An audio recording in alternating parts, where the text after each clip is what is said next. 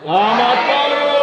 Oke, kali ini kita akan membuat keyakinan kelas. Di mana keyakinan kelas ini merupakan hasil dari kesepakatan kita bersama. Kesepakatan antara kalian dengan ibu, antara murid dengan guru. Di mana nanti kesepakatan kelas ini akan kita lakukan bersama, baik ibu maupun kalian.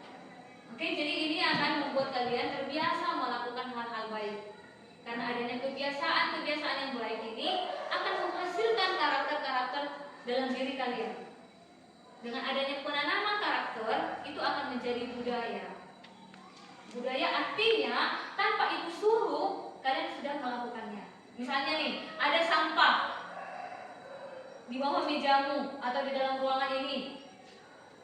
Ibu tidak akan menyuruh, misalnya, Noverman, tolong ambilkan sampah yang di bawah mejamu. Ibu tidak akan suruh seperti itu lagi. Tetapi karena adanya keyakinan kelas, hasil dari kesepakatan bersama, itu kan kalian yang buat. Jadi kalian ingat, terpatri dalam pikiran kalian. Oh, kalau ada sampah, berarti kita harus ambil. Artinya kita sudah menanamkan nilai kebersihan kelas. Ya kan? Nah, dengan penanaman begitu akan tercipta nantinya budaya positif di kelas kita ini. Bisa? Bisa. Oke, kita akan buat. Ibu akan bagikan kertas. Silakan buat di kertas ini. Kemudian nanti ditempel di kertas manila yang ibu buat di depan. Bisa? Bisa, Bu. Bentar, cukupin ya.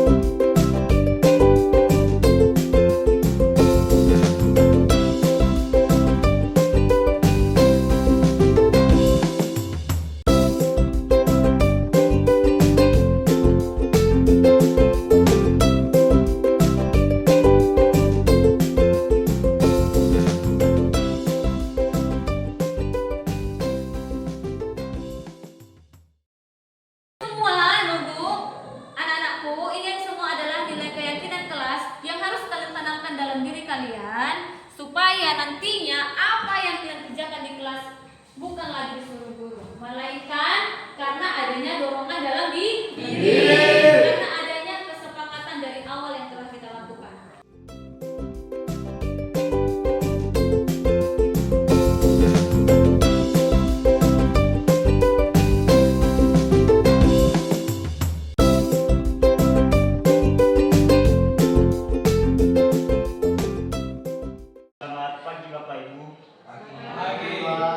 Baik, dalam kesempatan ini kita akan memulaikan kegiatan kita tentang sesi berbagai budaya positif. Untuk itu langsung saja saya akan membacakan rangkaian acara yang akan kita laksanakan pada saat ini, yaitu yang pertama menyanyikan lagu Indonesia Raya. Kemudian yang kedua berdoa. Kemudian yang ketiga kata sambutan dari Bapak Kepala Sekolah. Keempat, sesi berbagi dari Ibu Manado. Kelima, ruang diskusi. Dan keenam, kata penutup. Untuk itu langsung saja kita akan masuk pada acara pertama, yaitu menyanyikan lagu Indonesia Raya yang dibawakan oleh saudara Dika Ciwana Lasu. Dipersilakan.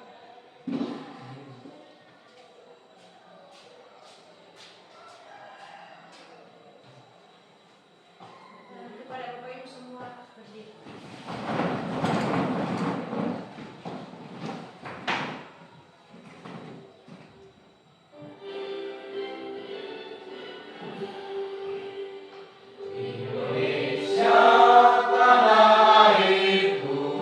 Tanah tumpah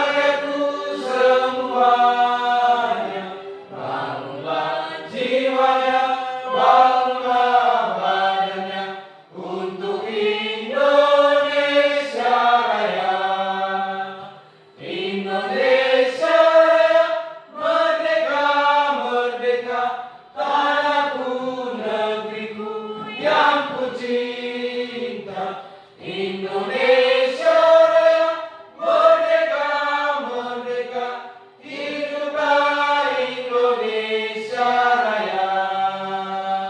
Indonesia Raya, merdeka, merdeka, tanahku, negeriku yang ku cinta. Indonesia Raya, merdeka, merdeka, hiduplah Indonesia Raya. Silakan.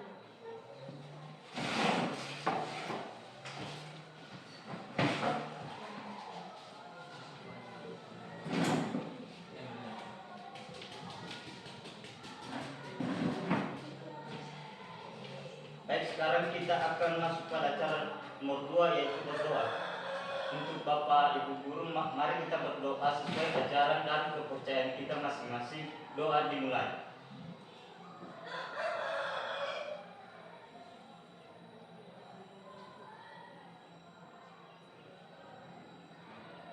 Doa selesai. Kemudian nomor 3, kata sambutan dari Bapak Kepala Sekolah kepada Bapak dipersilakan.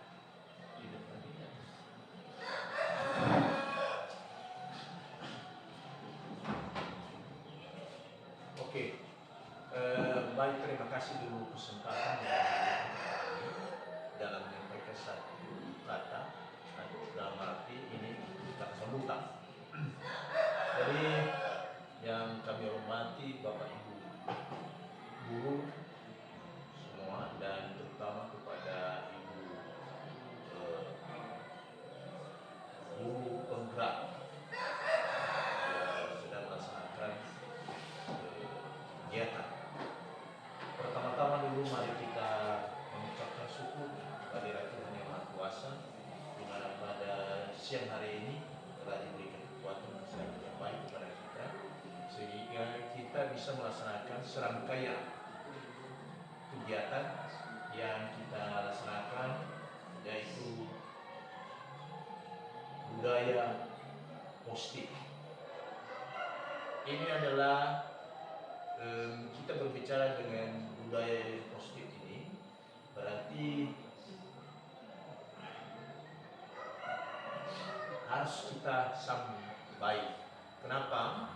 Karena budaya-budaya yang positif ini adalah membuat kita suasana yang kondusif. Kenapa? Karena sikap kita dan budaya kita dan perilaku kita yang baik. Jadi kalau tidak baik berarti kan sebaliknya, bukan kita kondusif. Jadi itulah sebabnya pada budaya yang positif ini adalah terus kita bina, terus kita pelihara di antara kita sesama manusia. Jadi itulah beberapa hal yang perlu kami sampaikan pada pertemuan kita ini, dan hanya itu yang bisa kami sampaikan, dan atas perhatian kita bersama kami ucapkan terima kasih. Yahoo.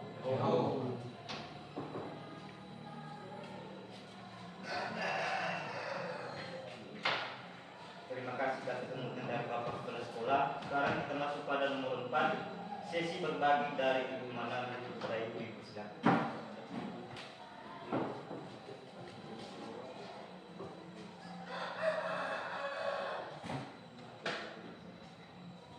Baik, yang saya hormati Bapak Kepala Sekolah, Bapak Dr. Andes Haiwosi Laulik, Bapak Wakil Kepala Sekolah, Bapak Kaprodi, dan juga Bapak Ibu Guru serta staf tata usaha. Selamat pagi dan salam sejahtera buat kita semua. Yahobu. Kali ini saya mengucapkan banyak terima kasih Pak atas segala dukungan Bapak atas program pemerintah saat ini, yaitu Guru Penggerak, di mana saya diperbolehkan ataupun diizinkan untuk melakukan kegiatan ini, di mana ini adalah sesi berbagi tugas dari implementasi aksi nyata dari Guru Penggerak Angkatan 6. Saya juga mengucapkan banyak terima kasih kepada Bapak Ibu Guru yang berpartisipasi untuk mengikuti kegiatan ini. Jadi Bapak Ibu Guru, saya di depan ini bukan untuk menggurui Bapak Ibu sekalian, tetapi saya di sini hanya untuk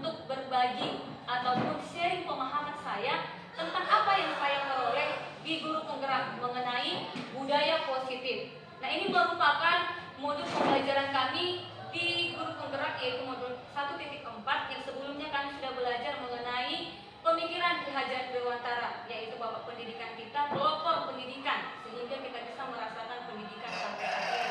Kemudian yang kedua adalah mengenai nilai dan peran guru penggerak. Yang ketiga adalah tentang visi guru penggerak, dan yang terakhir adalah menciptakan budaya positif di sekolah. Baik. Jadi sebelum kita belajar, kita buat kesepakatan belajar dulu Bapak Ibu. Yang pertama, handphone dalam keadaan silent supaya kondisi kita diskusi ataupun belajar dalam keadaan kondusif. Kemudian seluruh peserta memiliki kesempatan di dalam mengeluarkan pendapat, di dalam memberi pendapat. Kemudian saling menghormati satu sama lain, lalu berpartisipasi aktif di dalam kegiatan ini dan mengikuti kegiatan ini dalam keadaan bahagia maupun bergembira. Atau ada yang perlu ditambahkan dalam kesepakatan belajar kita ini Bapak Ibu? Pas? Oke, pas. Baik, kita lanjut.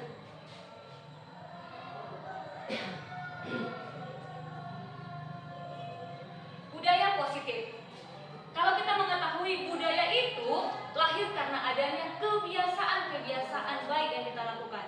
Kebiasaan-kebiasaan baik akan membentuk suatu karakter baik. Karakter baik ini jika selalu konsisten dilakukan tiap hari, selalu dilakukan tanpa ada rentang jeda, nah itu akan menjadi suatu kebudayaan, membudaya, akhirnya menjadi sebuah budaya positif. Nah, bagaimana kebalikannya? Kalau kita menanamkan kebiasaan yang tidak baik, artinya apa yang terjadi? Akan ada yang namanya trouble. Nah, jadi kita di sini adalah mempelajari bagaimana menciptakan suatu budaya positif yang lahir dari karena adanya kebiasaan baik. Oke, selanjutnya Bapak Ibu, sebelum kita masuk ke pembelajaran selanjutnya, ada ini pemantik ataupun pertanyaan bagi Bapak Ibu. Setuju atau tidak setuju dengan pernyataan di depan? Oke, yang pertama, hukuman dapat mendisiplinkan anak. Ada yang setuju dengan pernyataan itu Bapak Ibu? Oke, Bapak Kang Firman, bagaimana pendapatnya Pak? Poin yang pertama, apakah Anda setuju dengan pernyataan ini hukuman dapat mendisiplinkan anak? Saya setuju. Setuju Pak. Ya. Kenapa saya setuju? Tentu hukuman ini dalam arti sebenarnya adalah untuk mendidik. Nah, bukan untuk membuat trauma bagi anak-anak atau ada penekanan tertentu, tetapi istilahnya setiap kesalahan anak dikoreksi dan diberi hukuman atau budaya yang membuatnya tidak akan melakukan hal yang sama untuk mendisiplinkan anak. Iya, jadi hukuman yang positif gitu kira-kira ya Pak. Kalau hukuman yang positif itu bisa membuat efek jerah sehingga murid tidak mengulangi hal tersebut. Oke, ada yang berbeda dari Bapak Ibu guru? Oke, Bapak Jaluku. Baik, Bu. Terima kasih atas kesempatan yang diberikan kepada saya. Bahwa sesuai dengan pertanyaan di atas, apakah Anda setuju dengan pernyataan ini? Satu, hukuman dapat mendisiplinkan anak. Kemudian nomor dua, pemberian hukuman dengan Kita maaf Pak, nomor satu aja dulu Pak. Kalau boleh, dengan kata hukum, mari kita edit karena lingkungan sekolah kita tidak memerlukan yang namanya hukum. Jadi alangkah bagusnya kalau hukum itu diganti menjadi sanksi. Sanksi ya Pak. Sanksi dapat mendisiplinkan peserta didik atau anak. Itu saran saya. Berarti kalau hukuman tidak ya Pak, harus Tidak. sanksi. Sanksi. Baik. Bapak Ibu guru ada yang lain lagi? Oke, silakan Bu Purba. Tadi ada yang menyatakan bahwa hukum itu boleh. Boleh. Saya juga mendukung hal itu dan tidak saya ulang ya. Jadi hukuman dapat mendisiplinkan anak itu juga bisa digarisbawahi dan tidak setuju. Tergantung konteks hukumannya seperti apa. Ya. Pada zaman sekarang kita melihat realita yang terjadi. Hukuman itu maknanya berbeda-beda. Ada hukuman itu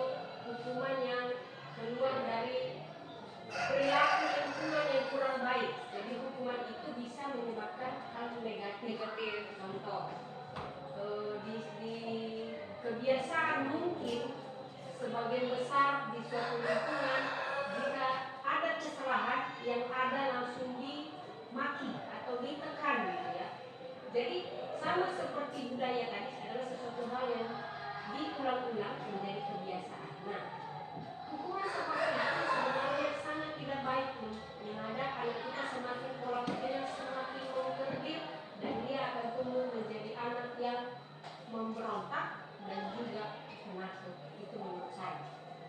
Baik, jadi sebenarnya hukuman itu diperbolehkan kalau dalam konteks masih membimbing, mengarahkan murid itu supaya menjadi orang yang lebih baik. Gitu kira-kira ya Bu. Oke, baik. Nanti kita sepakati bagaimana sebenarnya hukuman ini dalam proses pembelajaran. Oke, kita lanjut ke pernyataan kedua.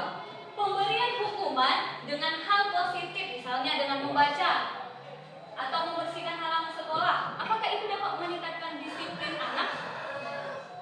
Baik, Bapak Ibu bagaimana? Apakah dengan hukuman yang positif memberikan murid menjadi membaca, berarti kita meningkatkan literasi di situ kan? Apakah itu juga dapat mendisiplinkan anak? Tergantung ya Bu ya. Anaknya juga. Kita menyatakan itu positif. Anak yang dapat membaca, dia membaca. Anak yang alergi dengan membersihkan lingkungan, kita juga membersihkan lingkungan dengan tujuan juga membersihkan lingkungan yang ada dia makin marah. Tergantung minat anak itu juga kalau menurut saya ya. Iya, benar sekali Bu. Jadi sebenarnya dalam pemberian hukuman positif itu kita harus melihat bagaimana karakteristik suatu murid. Oke, kita apa dulu ya, kita pegang dulu jawabannya. Kemudian selanjutnya nomor 3, memberi penghargaan. Apakah dapat meningkatkan motivasi belajar murid? Jelas ya Pak ya? Oke, bagaimana? Kenapa bisa hal itu bisa menurut Bapak setuju? Menurut saya Bu, artinya kita memberi penghargaan terhadap anak didik kita, maka paling tidak ada komunikasi antara kita dan dia juga merasa dihargai atas prestasi yang telah dia raih. Artinya dia akan meningkatkan prestasi ketika orang lain akan memberi jempol dan apa yang dilakukannya juga dihargai oleh orang lain. Demikian. Memberi apresiasi Iya. gitu ya Pak atas tindakan murid supaya nanti itu menjadi motivasi untuk selanjutnya gitu kira-kira ya Pak ya. Ya. Ada lagi Bu Purba?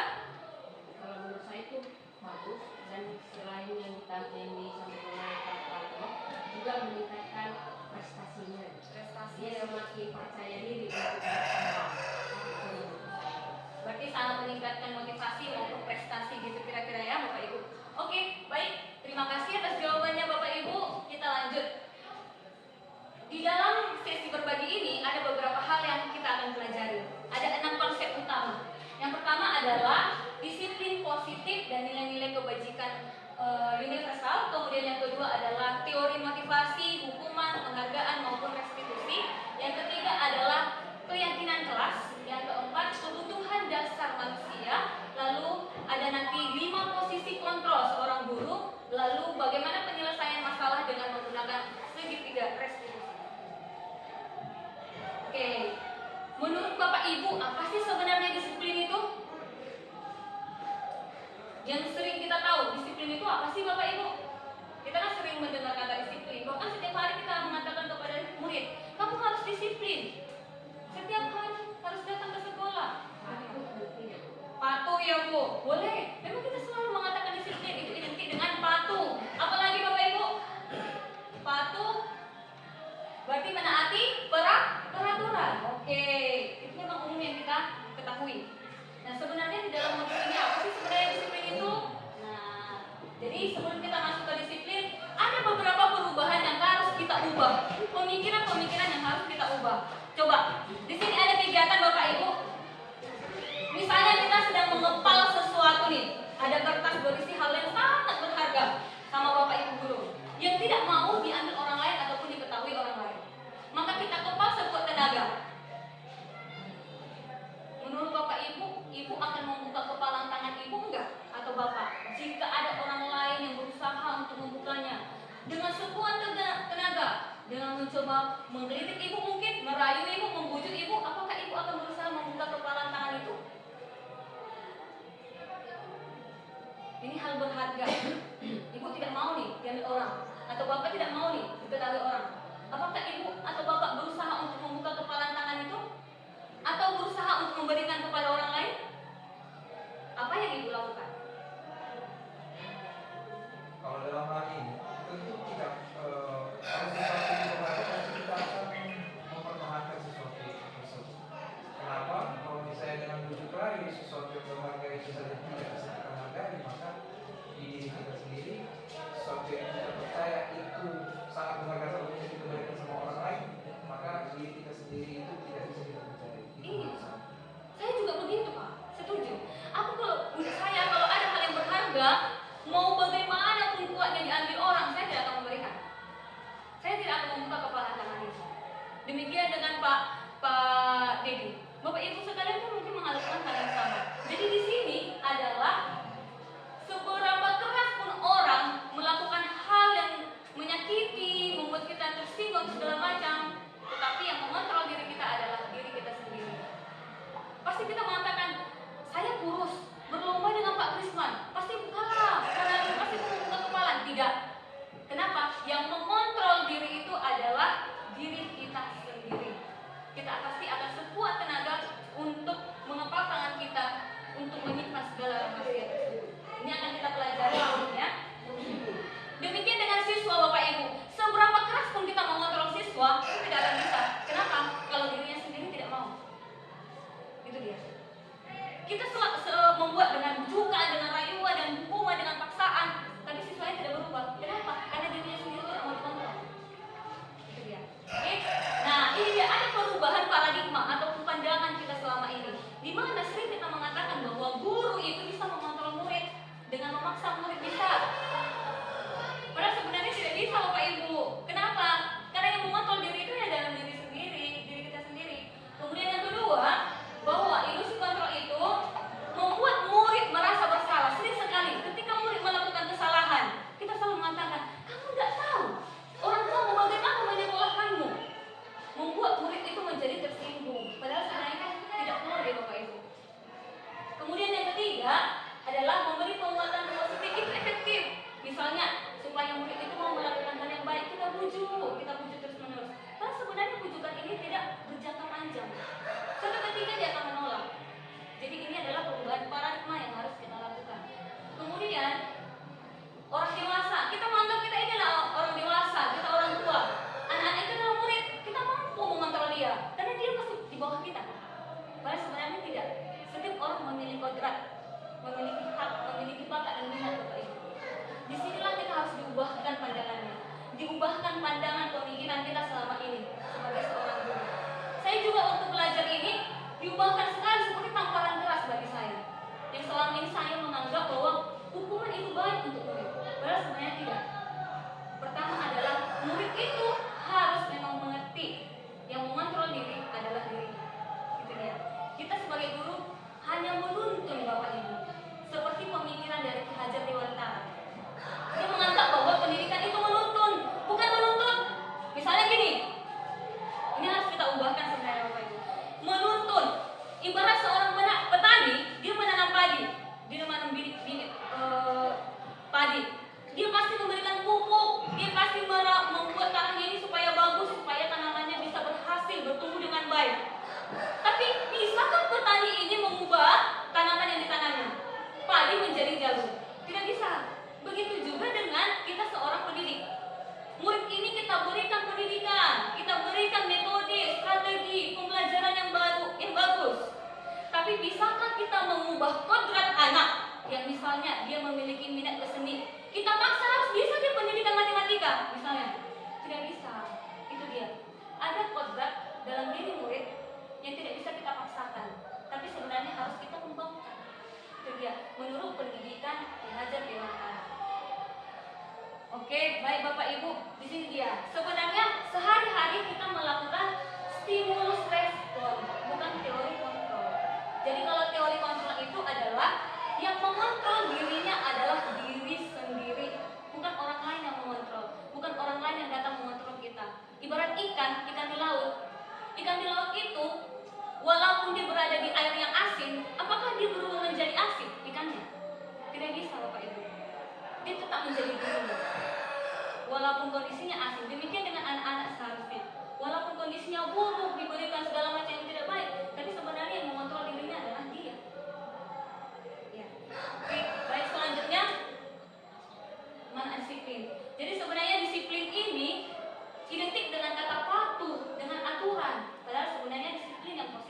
adalah mendorong murid untuk melakukan sesuai dengan keyakinan yang dimiliki, sehingga motivasi itu berasal dari dalam diri, bukan karena ada hadiahnya, bukan karena ada hukumannya, tetapi benar-benar dilakukan tanpa instruksi dilakukannya, tanpa ada suruhan dilakukan, tanpa ada aturan, dia bisa melakukan hal baik. Itulah sebenarnya disiplin positif.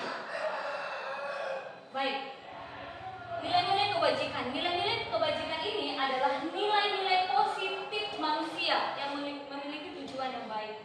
Misalnya nih, Bapak Ibu, kalau kita pergi ke suatu pusat perbelanjaan, kita mau ke belakang, pasti ada budaya antri, misalnya. Nah, nilai kebajikan yang kita lakukan di situ adalah saling menghargai. Siapa yang di depan, itu yang di luar. Atau misalnya di dalam suatu kegiatan, diskusi, ada orang berpendapat, kita tidak boleh memotong pembicaraannya. Nilai kebajikan yang ada kita tanam di situ adalah sikap menghargai pendapat orang lain. Nah, itulah yang akan kita tanamkan. Lalu, kemudian pembelajaran yang kedua yaitu motivasi, hukuman, dan penghargaan serta restitusi. Motivasi perilaku manusia itu adanya 3 aspek. Yang pertama, karena adanya hukuman.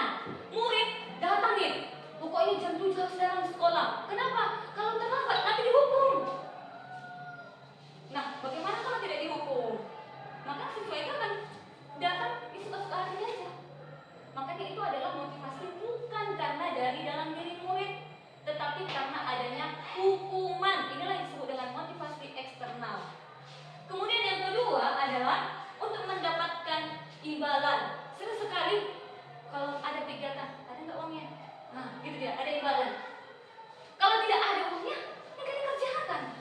Ini adalah motivasi eksternal karena ada apanya. Padahal sebenarnya motivasi perilaku manusia itu harus yang ketiga, Bapak Ibu, yaitu menghargai diri sendiri. Karena dia menghargai nilai-nilai yang sudah terpatri, nilai-nilai kebajikan yang ada dalam dirinya, maka dia tanpa instruksi, tanpa perintah, dia akan melakukan dengan sendiri. Itulah tujuan dari disiplin positif. Kemarin saya juga diubahkan ini semua pendapatnya Bapak Ibu. Kami juga berpendapat bahwa bagaimana siswa itu kan bagus kalau kita apresiasi, kita berikan penghargaan sedikit. Padahal sebenarnya itu tidak bisa Bapak Ibu. Karena yang kita tanamkan itu haruslah motivasi dari dalam, bukan karena ada sesuatu yang dihukum ataupun sesuatu yang diberikan. Oke, lanjut. Nah, ini dia Bapak pendidikan kita, yaitu Bapak Ki Hajar Dewantara, di mana beliau mengatakan murid itu harus merdeka di dalam belajar. Merdeka yang dimaksudkannya itu adalah tidak hanya terlepas dari perintah, tetapi juga cakap dalam memerintahkan diri sendiri. Ini adalah program yang juga dicanangkan oleh pemerintah, yaitu 2. Yang pertama adalah merdeka di dalam belajar, dan yang kedua adalah tujuan pendidikan menciptakan nantinya murid-murid ini memiliki profil pelajar Pancasila. Ya, jadi murid ini harus kita beri kebebasan Bapak Ibu. Bukan seperti dulu lagi. Harus lulus dia KKN matematika, harus lulus dia KKN kimia, harus lulus dia KKN misalnya kewirausahaan. Sekarang yang paling diutamakan adalah mengembangkan potensi, mengembangkan bakat dan minat yang dimiliki oleh murid. Itulah pendidikan saat ini. Tidak dengan memaksa ataupun menuntut murid, tapi kita memberikan murid untuk berekspresi sesuai dengan apa yang dimilikinya, sehingga potensi yang dimilikinya itu yang akan menonjol. Oke, kemudian ketika nanti murid-murid ini sudah diberi kebebasan di dalam mengekspresikan bakat dan minatnya, akan muncul apa sih yang menjadi profil pelajar Pancasila itu. Nah, lihat di sini. Yaitu yang pertama adalah murid-murid yang beriman, memiliki nilai ketuhanan. Kemudian murid yang mandiri. Murid yang mandiri ini artinya muridnya mau belajar sepanjang hayat. Kemudian yang ketiga adalah bernalar kritis. Murid ini dapat berbicara sesuai dengan fakta. Kenapa? Karena banyaknya informasi yang diketahui, sehingga apapun yang dikatakannya itu adalah valid. Kemudian yang ketiga, keempat ya, berkebinekaan global. Menerima perbedaan. Kemudian yang kelima, bergotong royong, mau bekerja sama. Selanjutnya adalah kreatif. Murid ini memiliki ide-ide yang segar. terbaru. Ya. Selanjutnya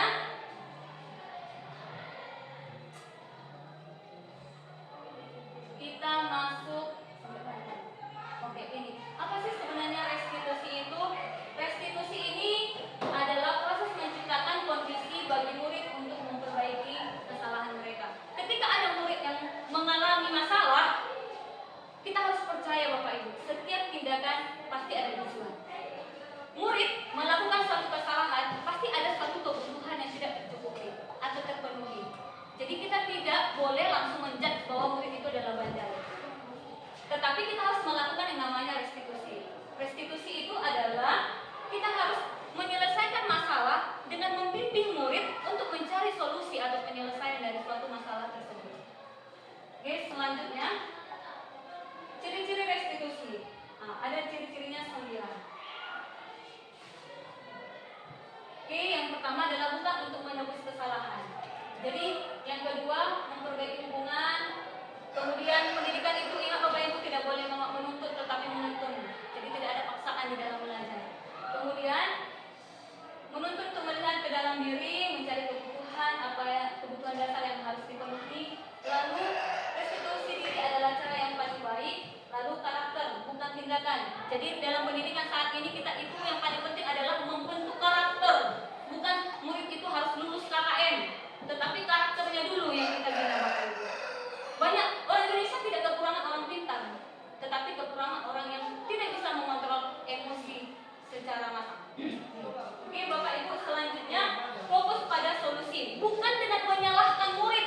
Tahu ya, kayak gini ya, udah mematakan ini, datang lagi ribut-ribut. Tidak, tapi kita fokus kepada bagaimana penyelesaian masalah itu. Kemudian yang ke-9 adalah mengembalikan murid yang berbuat bersalah pada kelompok, menjadi murid yang bertanggung jawab atas apa yang dilakukan. Kemudian keyakinan kelas. Keyakinan kelas ini Bapak Ibu sudah kami buat di kelas 15 TKJ. Ini adalah salah satu juga menciptakan budaya positif di kelas. Keyakinan kelas ini berbeda dengan peraturan sekolah ataupun peraturan kelas.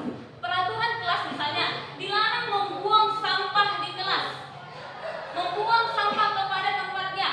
Kalau keyakinan kelas lebih kepada nilai-nilai kebajikan, sehingga sifatnya itu universal, bukan hanya berada di satu tempat, tetapi dimanapun dia akan meminat nilai-nilai yang tertanam dalam dirinya. Sehingga ketika melakukan suatu kebiasaan itu bukan karena adanya aturan, bukan karena adanya petunjuk, tetapi karena adanya nilai yang sudah tertanam atau terpatri dalam diri murid, sehingga dia melakukannya sendiri. Itulah yang disebut dengan motivasi intrinsik.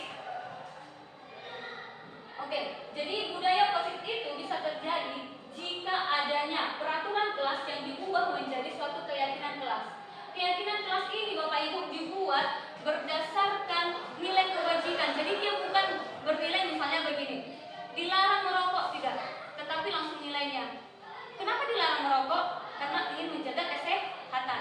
Jadi keyakinan kelas langsung dibuat aja begini, nilai kesehatan. Tidak ada lagi dilarang merokok. Kenapa? Kalau udah ada nilai kesehatan, dimanapun dia akan mengingat, oh tidak boleh merokok, oh harus menjaga kesehatan, oh berarti tidak boleh sembarangan di dalam memakan makanan yang tidak baik. Jadi dia lebih universal sifatnya, bukan hanya satu. Selanjutnya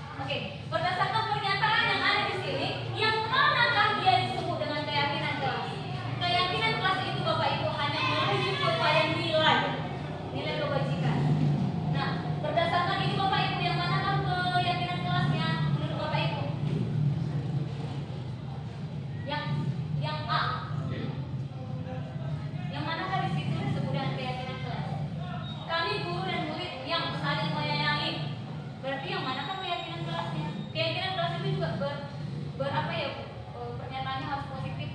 Dilarang merokok itu kan negatif ya, itu tidak boleh dalam keyakinan kelas. Jadi kalau kesepakatan kelas berdasarkan keyakinan itu adalah saling menyayangi, semangat. Jadi kalau keyakinan kelas ini aja Bapak Ibu, saling menyayangi, semangat, peduli, nilainya aja yang diambil. Kemudian misalnya menjaga kebersihan, berarti nilainya nilai kebersihan, gitu dia. Jadi keyakinan kelas itu tidak panjang seperti peraturan, karena menuju semua bidang, bukan secara satu seperti aturan. Kemudian ini adalah perbedaannya. Kalau misalnya peraturan kelas nih Bu, selalu kembalikan buku ke tempatnya. Nah, keyakinan kelasnya adalah tanggung jawab. Hanya nilai kebajikannya saja. Dilarang mengganggu orang lain, itu adalah peraturan. Tapi kalau keyakinan menghormati orang lain, gitu ya. Jadi hanya nilai-nilai kebajikan universalnya. Kemudian selanjutnya, ini yang perlu kita ubahkan sebenarnya, perubahan paradigma tadi tentang hukuman. Kita menganggap bahwa hukuman itu dapat membuat efek jerah, dapat membuat murid tidak mengulangi kesalahan. Padahal sebenarnya hukuman itu sudah tidak diperbolehkan lagi. Hukuman itu sifatnya itu dalam jangka pendek, bukan jangka panjang. Kenapa? Tidak ditanam nilai-nilai kebajikan di dalam dirinya. Tetapi karena hukuman, makanya dia melakukan satu hal. Oke, dengan adanya hukuman ini, misalnya kita menghukum siswa, pasti akan membuat mereka dendam, marah kepada guru yang bersangkutan. Efeknya apa? Pasti nanti pada proses pembelajaran siswa itu jadi malas. Itu yang kita takutkan, sehingga murid-murid itu tidak mau lagi belajar, yang mengakibatkan proses pembelajaran tidak berlangsung dengan baik. Padahal kita ingin menanamkan karakter yang baik. Makanya dalam pendidikan kurikulum merdeka saat ini kita harus sesuai dengan asas-asas dari Ki Hajar Dewantara Bapak Ibu, yaitu guru harus menjadi teladan. Guru itu harus memberikan semangat, dan terakhir guru itu harus memberikan dorongan kepada murid. Ini yang diwajibkan kepada kita seorang guru. Untuk menanamkan karakter itu harus dimulai dari diri. Kalau kita memberikan contoh, otomatis nanti murid akan melihat kita dan menjadikan kita sebagai role model dalam hidupnya. Hingga itu nanti otomatis akan berubah sedikit-sedikit. Nah, kemudian penanam karakter ini memang tidak seperti membalikan telapak tangan yang otomatis akan kita lihat hasilnya. Itu dibutuhkan yang namanya konsistensi ataupun komitmen untuk melakukannya tiap hari. Jadi Bapak Ibu, saya kira walaupun panjang sekali perubahan paradigma yang kita pikirkan ini, yang kita lihat, tetapi saya yakin kalau Bapak Ibu sendiri pun mau berubah, itu akan bisa terjadi. Budaya positif di sekolah ini akan terwujud. Oke, baik Bapak Ibu. Kemudian penghargaan juga seperti itu. Dengan hukuman ini ada dua. Ada hukuman secara fisik, mencubit, memukul. Kemudian ada juga hukuman misalnya dengan verbal, memaki. Itu sangat dilarang Bapak Ibu. Kenapa? Itu akan membuat murid depresi. Dendam itu tidak ada manusia, dendam itu bisa tertanam di dalam dirinya hingga akan membuat trauma sampai dia menua. Itu yang kita takutkan. Jadi pendidikan saat ini harus lebih menuntun. Lalu penghargaan ini pun sifatnya bukan dari dalam diri, tetapi karena adanya penghargaan ataupun apresiasi. Suatu ketika murid ini misalnya di juara 1, kita apresiasi, oh muridnya pintar. Tiba-tiba pada saat SNMPTN ataupun ujian masuk suatu perguruan tinggi, ternyata dia juara 1 umum tapi tidak masuk. Padahal temannya yang juara 1 bisa masuk. Dia bisa menjadi apa? Malu, depresi, itu dia. Jadi penghargaan maupun hukuman itu sifatnya bukan motivasi dari dalam diri. Yang kita tanamkan itu harus dari dalam diri. Jadi ini sudah tidak diperbolehkan sebenarnya Bapak Ibu. Lalu hukuman maupun konsekuensi. Tindakan seorang guru misalnya seperti ini. Ini hukuman sebenarnya. Mencatat 100 kali di dalam buku kalimat, saya tidak akan terlambat lagi karena terlambat sekolah. Ini termasuk hukuman. Dia terlambat, kita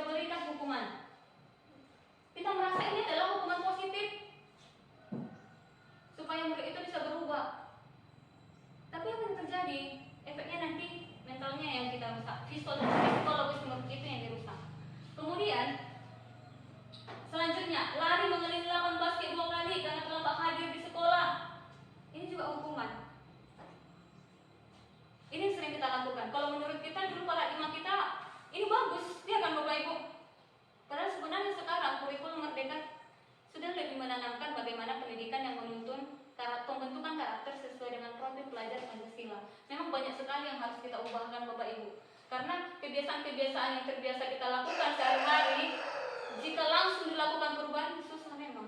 Dia kan Bapak Ibu, lambat laun pasti bisa. Kemudian selanjutnya mengenai kebutuhan dasar. Suatu tindakan murid pastinya ingin memenuhi suatu kebutuhan. Ada 5 kebutuhan dasar manusia. Yang pertama adalah ingin bertahan hidup, penguasaan, kebebasan, kesenangan, kemudian ingin disayang ataupun diterima. Ini adalah suatu kebutuhan yang ingin dipenuhi oleh manusia, tak terkecuali juga murid-murid kita. Selanjutnya ada 5 posisi kontrol. Ada 5 posisi kontrol yang sering kita lakukan Bapak Ibu. Ada sebagai penghukum supaya memberi efek jerah, memberikan murid hukuman supaya murid itu bisa berubah menjadi lebih baik. Ada juga sifat guru, tidak memberikan hukuman, tetapi dia lebih bersuara lembut. Kenapa kamu seperti ini? Tahu kamu, orang tua udah menderes karet, udah susah payah menyekolah kamu. Kamu tidak bisa sekolah dengan bagus di sini. Itu memang bersuara lembut, tapi itu menyakitkan hati. Itu juga tidak bisa Bapak Ibu, karena ini membuat identitas gagal dalam murid. Selanjutnya, teman. Seringkali kita membuat murid ini sebagai teman kita. Jadi apapun yang kita sampaikan supaya dia diterima. Ayolah nak, ayo belajar yuk. Lebih mendekatkan diri. Ayo buka bukunya. Bagaimana kamu tadi? Lebih dekat, seperti teman. Tapi suatu ketika ada yang tidak disukainya kepada kita, ini slack. Apa yang terjadi? Dia tidak suka dengan pembelajaran Bapak Ibu. Selanjutnya, pemantau. Ada guru yang melihat-lihat. Kamu tahu yang kamu lakukan itu salah. Nah, dia seperti pemantau, monitoring. Tetapi sebenarnya yang harus kita tanamkan adalah kita sebagai manajer, yang dimana posisi kontrol ini adalah membuat murid mengakui kesalahan. Karena dia mengakui kesalahan, dia harus konsekuen. Apa solusi yang akan dilakukan sehingga dia bisa berubah dan tidak melakukannya lagi. Ini yang harus kita tanamkan dalam diri kita, yaitu sebagai manajer. Ini akan membuat identitas murid itu bisa berhasil ataupun sukses. Selanjutnya, segitiga restitusi. Posisi kontrol sebagai manajer yang kita lakukan penyelesaian masalahnya adalah menggunakan segitiga restitusi. Tahapan-tahapan yang dilakukan dalam segitiga restitusi ini, yang pertama adalah menstabilkan identitas. Ada murid yang misalnya bermasalah di ruangan, ketahuan mencontek, tapi ibu tidak menegur langsung. Kamu mencontek, keluar. Tapi kalau misalnya ibu guru menanamkan restitusi, segitiga restitusi atau posisi kontrol sebagai guru adalah manajer, ibu melihat.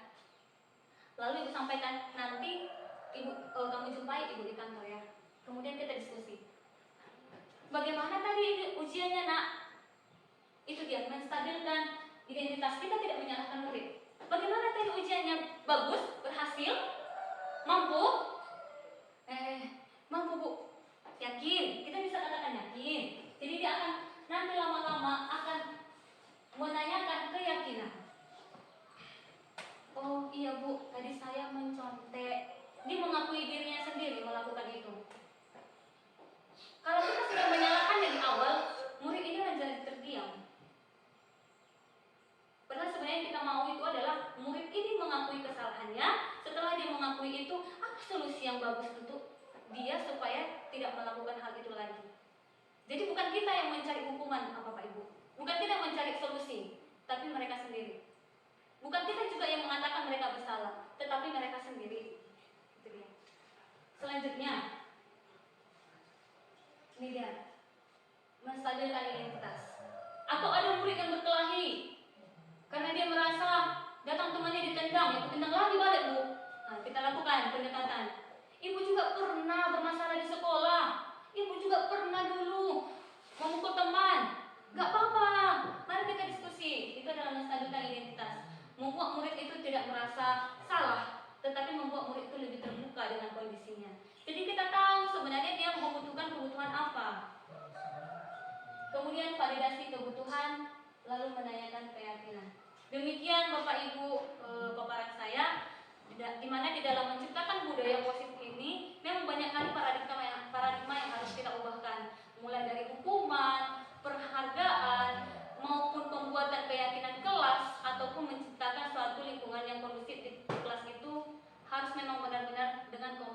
yang baik antara murid dengan guru.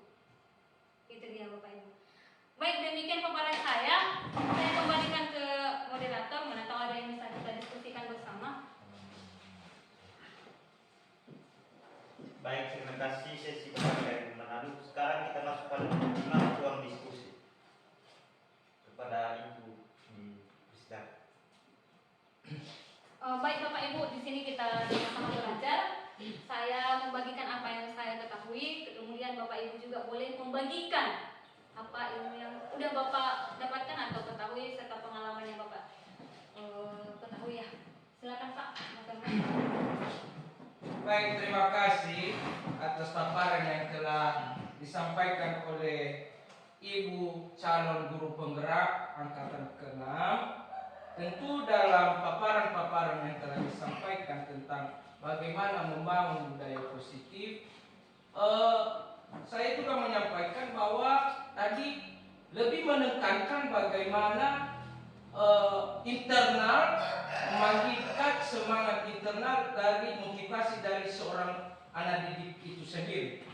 Tetapi saya rasa juga ada kontraproduktif, juga harus diperhatikan juga bagaimana budaya eksternal dari luar. Tidak cukup dari anak sendiri yang harus dibangkitkan motivasinya, karena saya melihat bahwa salah satu psikolog juga terkenal dari Austria, Sigmund Freud, bahwa dia mengatakan bahwa perkembangan seorang anak didik itu juga dipengaruhi oleh lingkungan keberadaannya sendiri.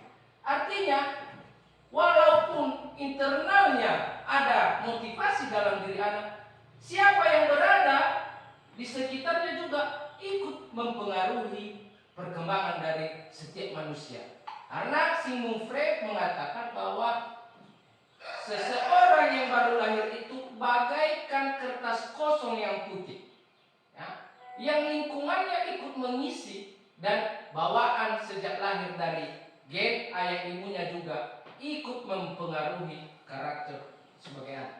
Jadi masukan saya juga bahwa di sini artinya bahwa jangan juga disepelekan pengaruh dari lingkungan dan sekitar keberadaan anak.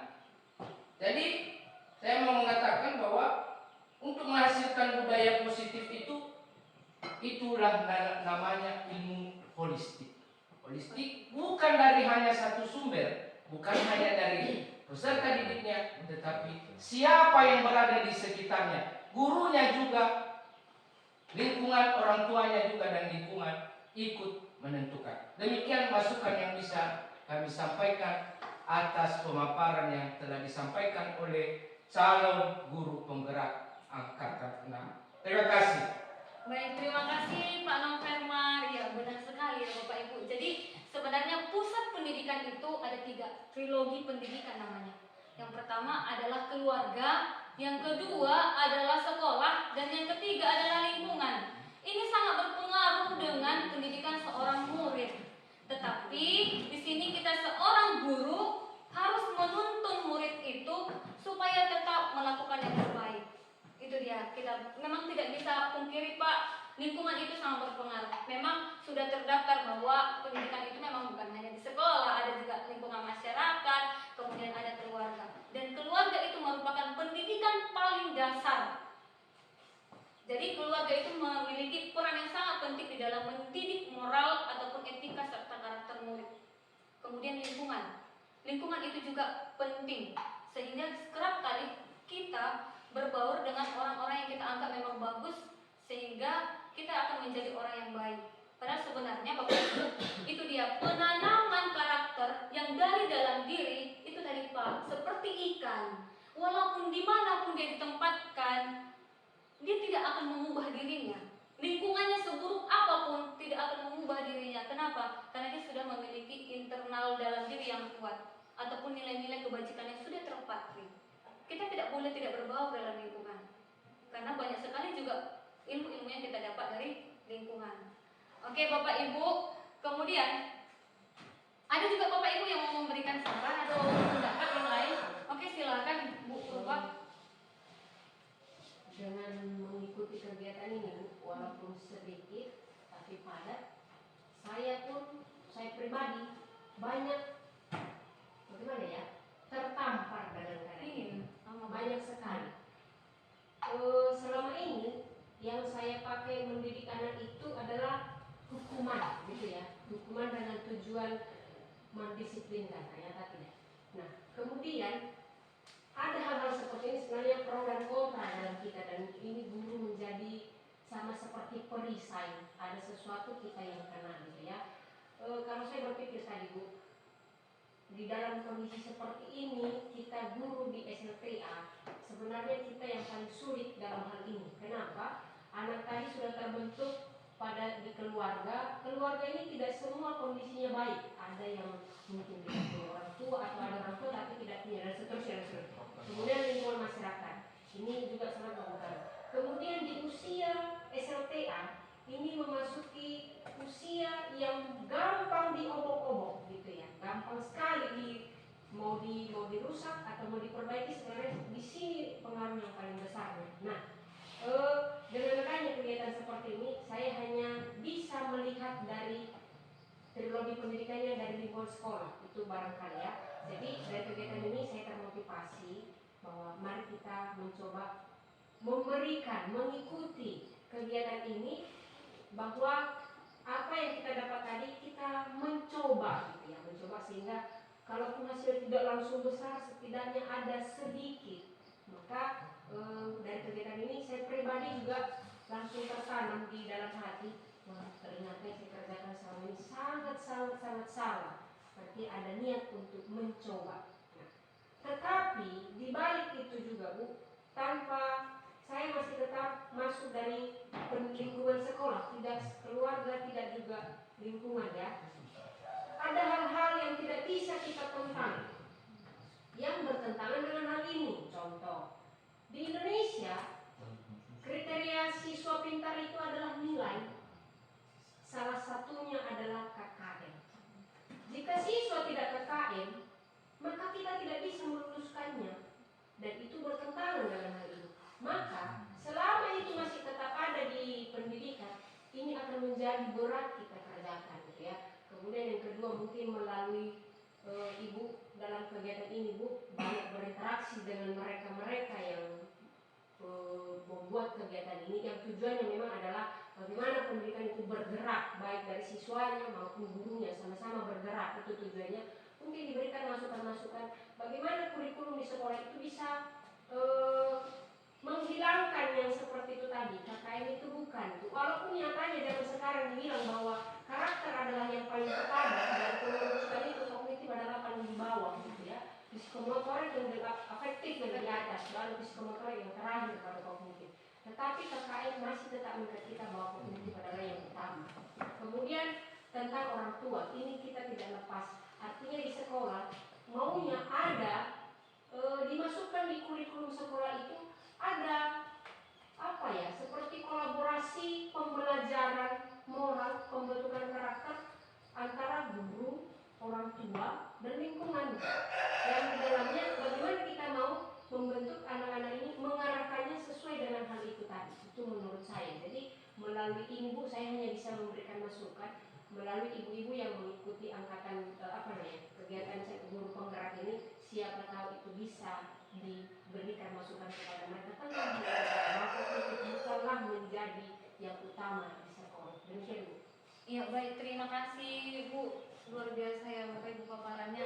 Jadi Bapak Ibu sebenarnya di dalam pendidikan saat ini, kurikulum merdeka terutama, kita memang harus berkolaborasi, baik itu orang tua, baik itu guru, baik itu masyarakat sebenarnya. Jadi seluruh pemangku jabatan di sekolah pun hubungan relasinya harus baik. Karena bagaimana kita berkomunikasi jika relasi itu tidak berhubungan baik? Itu sangat penting. Hubungan relasi ataupun keterampilan berelasi kita dengan guru, dengan murid, dengan kepala sekolah, dengan siswa pun Bapak Ibu, kita harus memiliki hubungan yang baik. Kemudian dengan masyarakat, karena semua ini juga mendukung dalam proses pembelajaran supaya efektif dan kondusif. Itu dia. Kemudian Bapak Ibu, berdasarkan pemikiran Ki Hajar Dewantara, sebenarnya Bapak Ibu ya, kita berpikiran selama ini bahwa anak-anak itu terlahir dengan seperti kertas kosong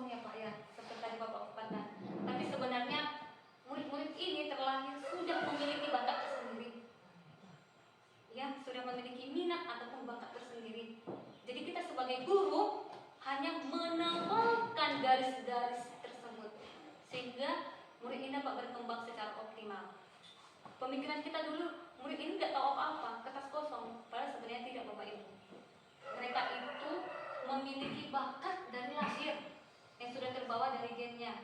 Nah, kita harus mampu meningkatkannya supaya menonjol apa yang menjadi bakat ataupun potensi itu yang sebenarnya diinginkan dalam pendidikan saat ini, bukan dengan menuntut ataupun memaksakan kehendak kita. Itu dia. Karena pendidikan saat ini adalah kita yang menghamba kepada murid. Kita yang menghamba. Ibaratnya murid itu sebagai raja. Bayangkan Bapak Ibu, kita yang menghamba. Bagaimana pendidikan itu harus sesuai dengan apa yang dibutuhkan murid. Sehingga sekarang Bapak Ibu, RPP yang kita gunakan, itu kan dulu waktu COVID kita menggunakan RPP 1 lembar ya kan Bapak Ibu, penyederhanaan pembelajaran. Tapi sekarang di kurikulum Merdeka kita menggunakan RPP diferensiasi sesuai dengan kebutuhan murid, dilakukan pemetaan berdasarkan 3 aspek. Yang pertama adalah kesiapan belajar murid, yang kedua adalah minat murid, yang ketiga adalah gaya belajar ataupun profil belajar murid. Jadi RPP kita itu nanti sudah ada di sana apa yang menjadi kesulitan murid. Jadi kita perlu juga berinteraksi dengan orang tua. Makanya kita tidak boleh meninggalkan kolaborasi dengan orang tua. Itu dia. Jadi penting bagi kita hubungan relasi ataupun keterampilan berrelasi kita antar orang tua, murid, guru, dan masyarakat harus terjalin dengan baik. Supaya budaya positif juga boleh terwujud di sekolah kita. Baik Bapak Ibu, ada lagi? Kita padamkan sampai di sini aja ya Bapak Ibu. Ya. Oke. Baik Bapak Ibu, ada yang mau disampaikan perkara saya? Baik, sekarang kita masuk pada nomor 6, kata penutup yang disampaikan oleh Ibu Nana kepada Ibu Dipersilakan. Baik, jadi di sini saya mengucapkan banyak terima kasih. Semoga apa yang saya sampaikan dapat kita tanamkan dalam diri kita aplikasikan. Memang tidak mudah, tapi saya yakin dan percaya dengan niat kita pasti bisa melakukannya. Kita harus bisa menjadi seperti slogan gunung bergerak, bergerak, tergerak, bergerak, dan menggerakkan. Kita boleh